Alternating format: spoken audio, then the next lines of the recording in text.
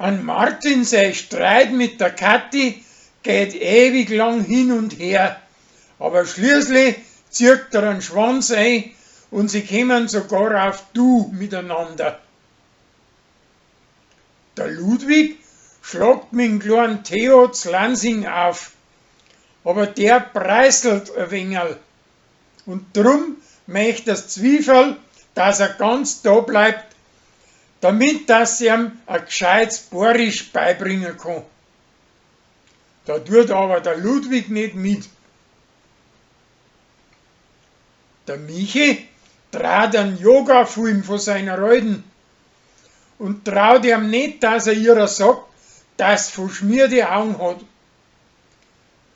Drum traut sie den Film rein und hängt ihn das Netz und gespannt nicht, dass er da drauf UFO-Sengs halbnackert hinten zum Seng ist.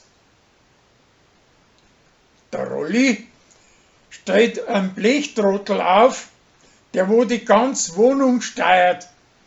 Aber der kommt durcheinander, bei ihm 3 verschiedene Leute kommandieren. Und drum lassen sie es wieder bleiben. Sarah hat einen Zwickel, wo ihr viel Glück bringt.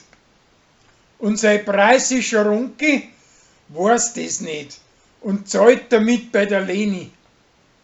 Aber das Geldstückel wandert samt dem wieder zu der Sarah zurück. Der Hubert lässt vor einem berühmten Maler ein sintteures Beutel von seiner preisischen Tochter malen. Aber das ist ja so kreisle, dass er es wieder zurückgeben möchte. Doch das geht nicht, weil er das UFO-Sengs hingemacht hat. Der Philipp lässt stattdem um ein billiges Geld ein neues machen, weil er sich einbildet, er selber hätte es hingemacht. Und das neue, billige ist aber 100-mal schöner als wie das andere. Josie kriegt von seiner Mutter einen teuren Fetzen geschenkt. Aber der gefällt ihr nicht.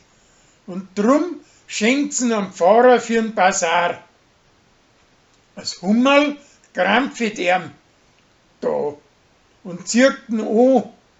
Aber das kommt auf. Und Josie sucht schon danach, weil seine Mutter selber auf Lansing kommt und den Fetzen sehen möchte.